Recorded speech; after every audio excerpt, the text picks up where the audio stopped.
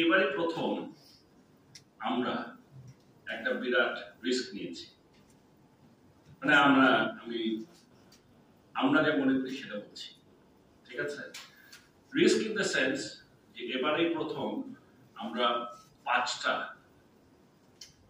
প্রায় নতুন ছেলে পাঠিয়েছি, ইনএক্সপিরিয়েন্স। আর বোলিং ফাস্ট বোলার ছাড়া, বোলিং ছাড়া 2জন মানে 4জন ব্যাটসম্যান বা অলরাউন্ডার পাঠিয়েছি যারা নাকি ফুললি এক্সপিরিয়েন্স, ঠিক আছে? মানে আমি একদম স্পেসিফিক যদি বলি, তানজিদ তামিম, তানজিম সাকিব, তৌহিদ হৃদয়, রিশাদ, অনিক। তো বিশ্বকাপের মতো একটা টুর্নামেন্ট, তাও আবার T20, যেটাতে নাকি আমরা বেশ পিছনে, এরকম একটা দলে বিশ্বকাপ খেলতে পাঠাতে